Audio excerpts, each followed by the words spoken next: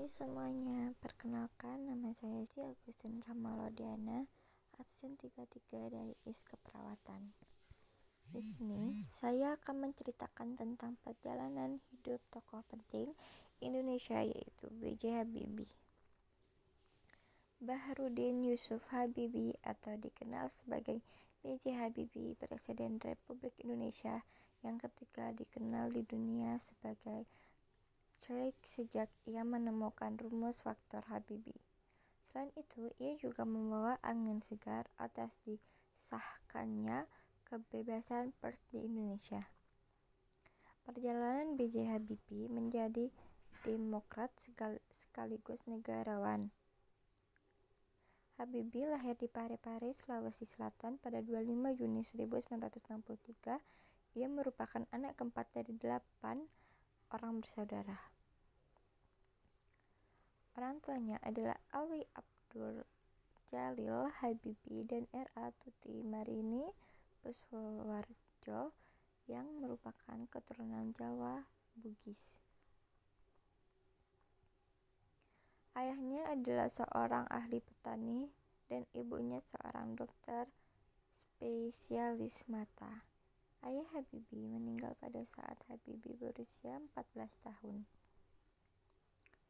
Habibie dipanggil Rudy ketika ia kecil dan yang suka menyendiri hobinya adalah membaca buku dan sangat aktif bertanya karena Habibie memiliki rasa ingin tahu yang tinggi.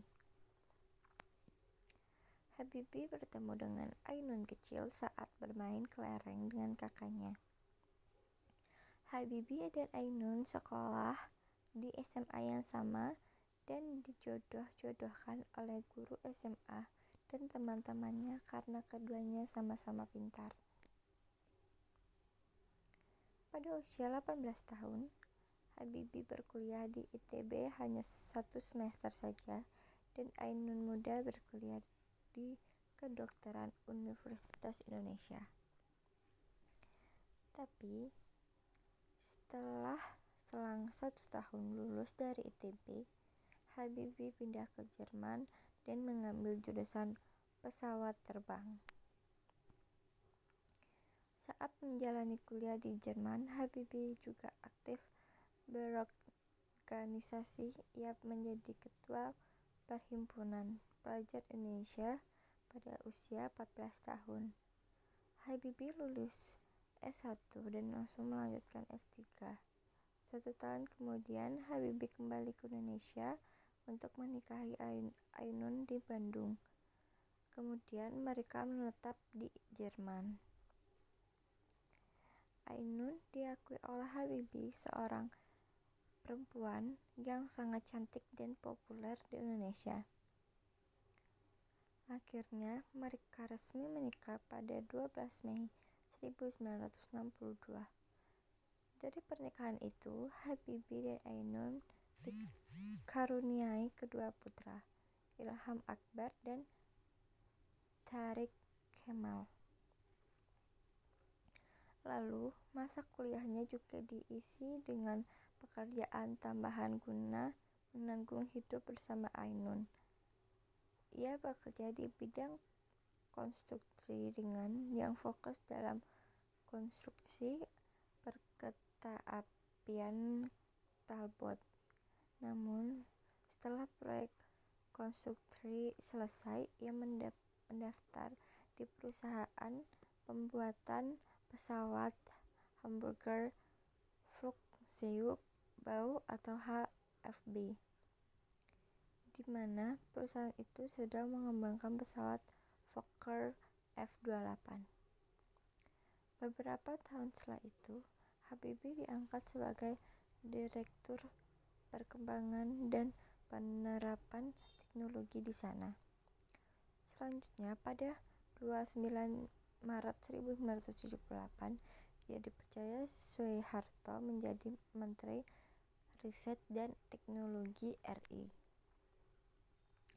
Di Indonesia, ia banyak berkontribusi dalam jurusan teknologi, salah satunya penerbangan.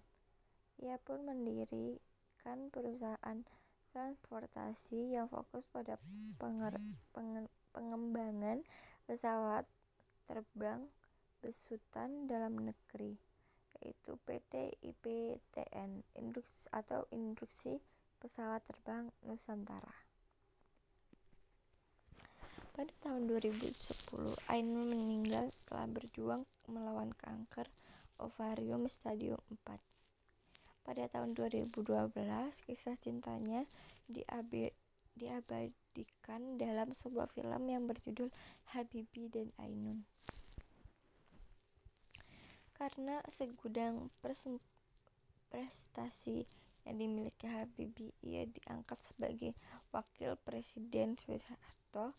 Lalu setelah Soeharto lengser, Habibie naik menggantikan posisi Soeharto sebagai presiden. Perjalanan hidup Habibie menjadi salah satu peristiwa sejarah Indonesia atas lahirnya putra terbaik dalam negeri. Namun di usia ke-83, Habibie berpulang atau meninggal. Sekian cerita singkat dari saya. Maaf jika ada salah kata. Terima kasih.